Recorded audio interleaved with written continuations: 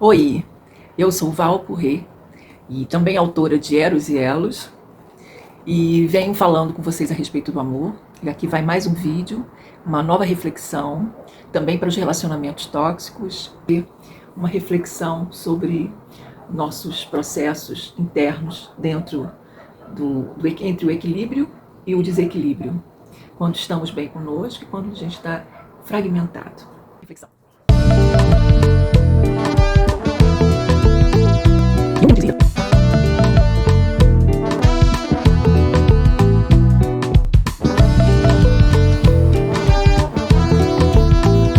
E se o amor é fundamental como uma ferramenta no processo de autoconhecimento, então há de convir que não pode existir a mesma forma de amor para todos.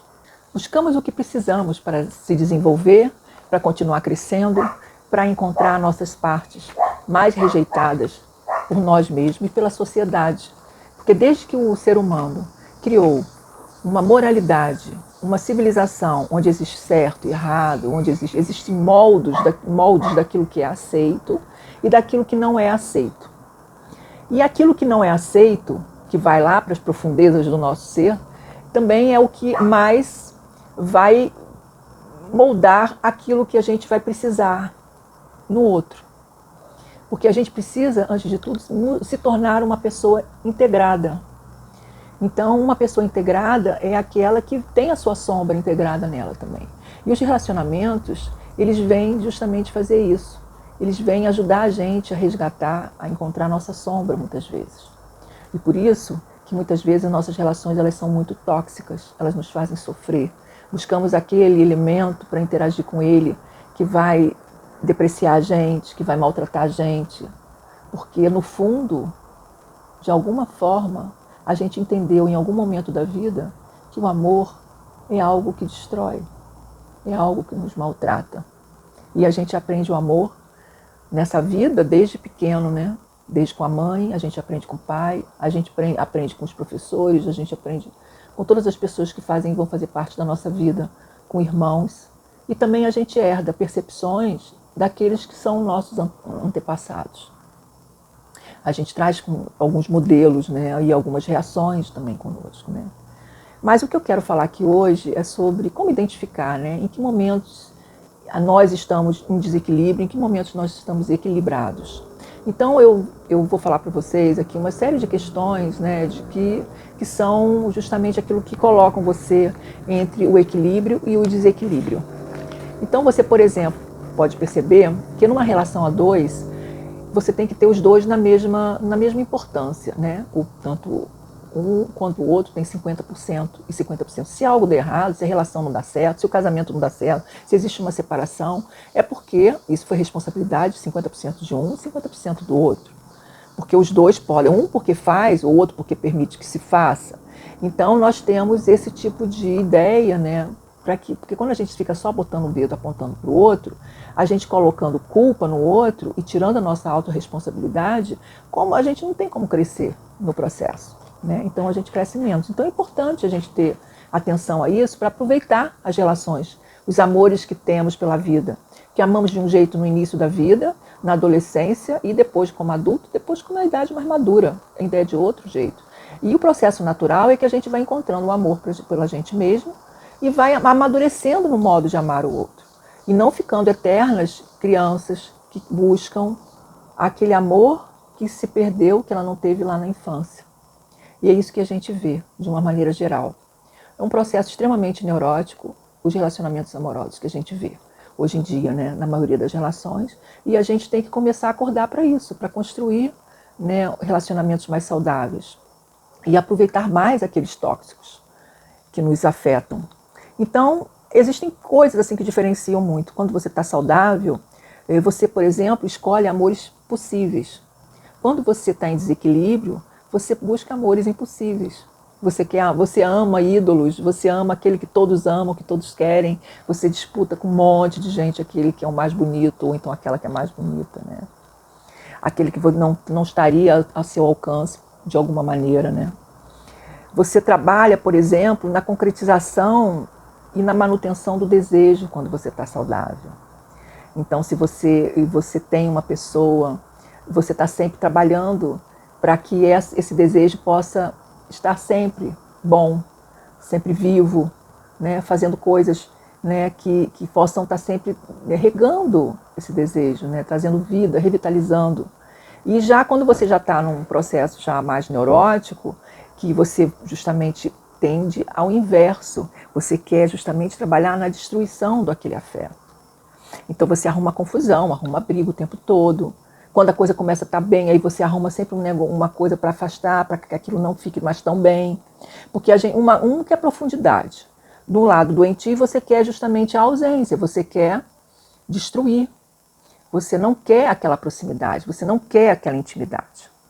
Então você vê aí que tem mais do que vários tópicos assim que a gente percebe que são relações de desequilíbrio muito mais nossos e que a gente busca nesses padrões de relações, porque a gente precisa disso ainda, porque a gente não está ainda de bem com a gente mesmo, a gente não está querendo essa intimidade com a gente, então a gente transfere isso para os relacionamentos. Aí a gente não quer um relacionamento que traga muita intimidade, tipo isso.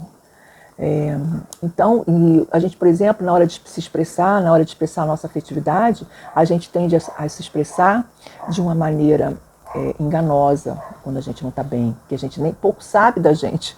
A gente se expressa do jeito que a gente vê os outros se expressarem, né?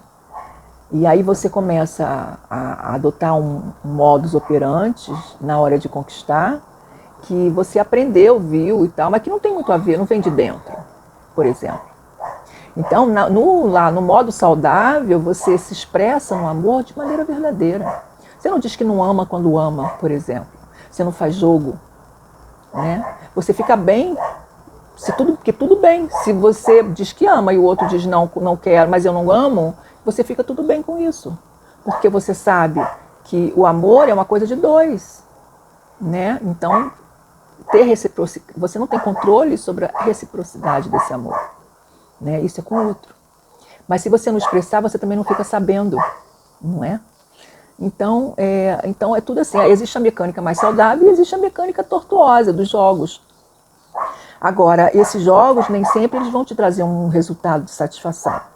Muitas vezes, no final das contas, do caminho, você se estrepa, você quebra a cara, porque você buscou uma coisa que não tinha nada a ver com você. Você conquistou, você foi atrás, insistiu e conseguiu conquistar algo que na verdade não é o que não era para você. Né? E nesse caminho você vê disputas, pessoas tirando pessoas de outras pessoas, enfim, porque como crianças elas ficam disputando doce, né? E aquele desejo. Então fica uma coisa muito complicada, né? Todo mundo sofre, né? Um sofrimento de um lado, sofrimento aquele que se sente traído, aquele que trai, aquele de quem é tirado algo que ele achava que também tinha, que não tinha, na verdade. Então é uma grande confusão, né? A gente se relacionar no mundo de hoje, né? Com tanta falta de autoconhecimento, com tantas distrações. Até mesmo com relação à sedução, né?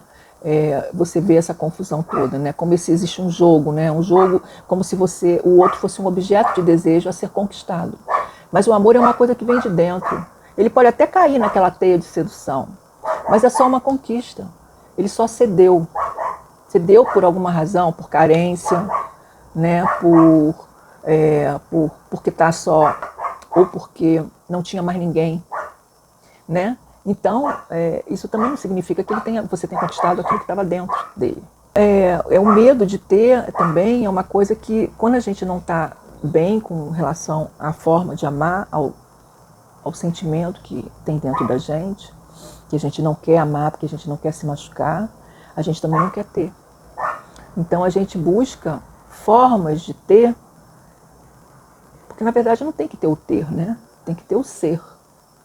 Quando você busca formas de ter, em algum momento, por exemplo, se você tem dinheiro, aí acha que se você mostrar que tem dinheiro, você vai conquistar alguém, e essa pessoa vai ficar com você por causa do dinheiro, você no fundo sabe disso, que ela está com você por dinheiro. E você está com uma pessoa que não te ama. E como é que você fica em relação a isso? Você não passa a se amar por isso. Você se sente com poder sobre essa pessoa. Você tem essa pessoa, mas você no fundo sabe que você não tem o amor dessa pessoa. E que se um dia você perder esse dinheiro, essa pessoa pode ir embora. É o normal. né? Já que se ela se apaixonou pelo aquilo que você dá a ela, né? E não pelo aquilo que você tem dentro de você. Então, todos esses modos de se relacionar, eles fazem parte do mundo de hoje, né? Da forma. E todas as formas são válidas, porque todas elas levam a um único sentido, o de se autoconhecer, o de se descobrir e aprender a escolher cada vez mais próximo daquilo que tem a ver, que é mais coerente com a gente. Aquilo que é só assim que a gente vai encontrar essa felicidade. A felicidade não está no eles são felizes para sempre, porque chegou no altar e casaram e vão ser felizes. A gente sabe que isso é uma história, é uma ilusão, é uma história criada, né, para que a gente viva e se aprisione num relacionamento eterno, entre aspas, porque esses relacionamentos, quando você se aprisiona num relacionamento eterno, você também se paralisa seu processo, né, de evolução, a não ser que nessa relação se permita evoluir, eles evoluam juntos, né? Então é isso.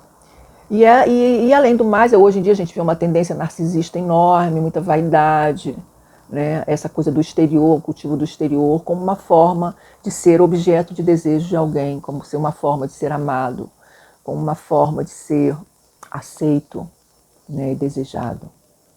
E, na verdade, a gente é amado de verdade quando a gente consegue se expressar como verdadeiramente. Então está aí uma reflexão sobre isso, e para que a gente entenda que a gente não pode realmente ter uma forma de amor única, que para cada momento, para cada pessoa, existe uma forma de amor. Beijo para todos. Se vocês gostaram desse vídeo, compartilhem. Bota o sininho para ouvir outros vídeos, para estar comigo em outras reflexões futuras. Beijo grande.